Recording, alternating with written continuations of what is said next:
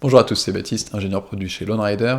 Dans ces vidéos, on vous montre le développement de nos produits, de l'idée jusqu'au produit final, et en essayant de recueillir un maximum de retours de votre part pour les intégrer dans les produits et vous fournir des produits qui vous correspondent parfaitement.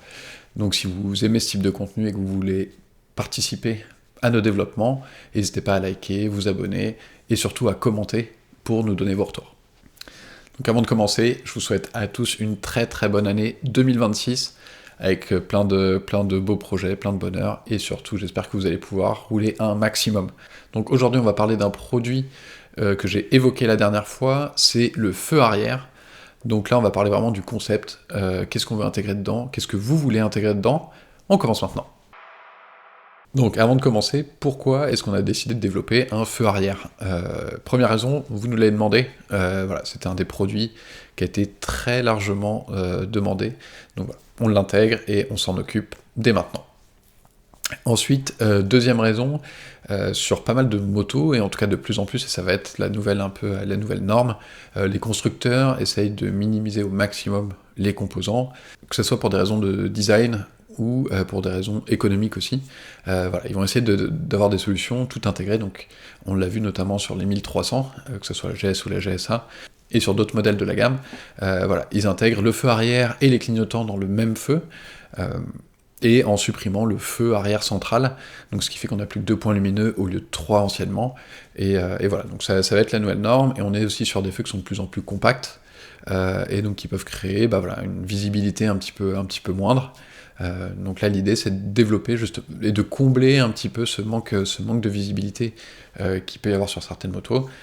Et donc ensuite le troisième point c'est la sécurité. En moto c'est très important d'être vu, que ce soit par les autres usagers de la route, que ce soit par nos collègues quand on roule à plusieurs en off-road ou sur route.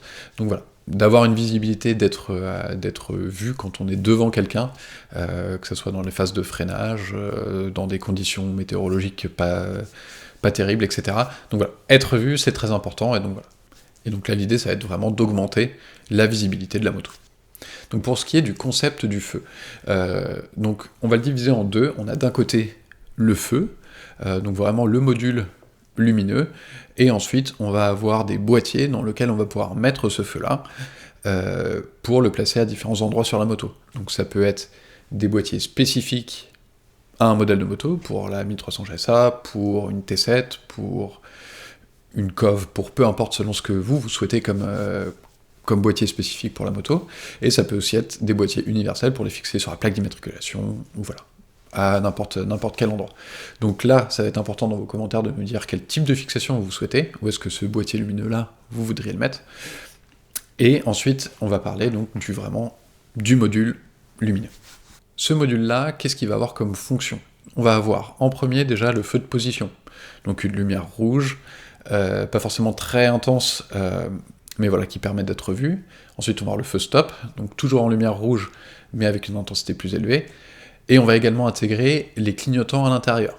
Donc quand on parle d'un feu arrière, s'il est en position centrale, bien évidemment le clignotant n'a aucun intérêt, si ce n'est peut-être en warning, ou voilà, on peut avoir des fonctions derrière, mais en tout cas pas comme clignotant pur.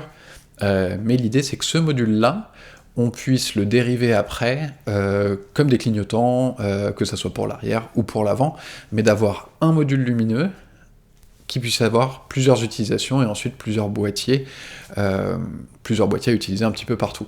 L'intérêt derrière ça, c'est que ça nous permet de développer un seul produit, qui a ensuite plusieurs utilisations, et également de faire une seule homologation. Parce que les homologations prennent pas mal de temps, c'est assez coûteux aussi. Donc voilà, c'est d'avoir ce module lumineux-là, qui après on peut placer un petit peu comme on veut, avec toutes les fonctions qu'on souhaite intégrer dedans. Et donc un des challenges qu'on va avoir, ça va être l'intégration vraiment de ce feu-là avec les différentes motos.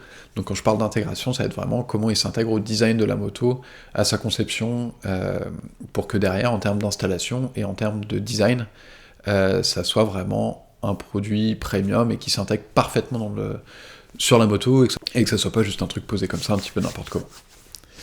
Donc ensuite, ce module-là, comment il est fait? Donc on a une carte électronique sur laquelle on va avoir nos LED qui sont placés, nos fils d'alimentation qui sortent, des petites résistances et des machins comme ça. Donc voilà, on a la partie électronique. Ensuite, on va avoir un premier boîtier lumineux, une sorte de casing, qui va nous permettre de mettre en place ce boîtier là-dedans, et de faire l'étanchéité également.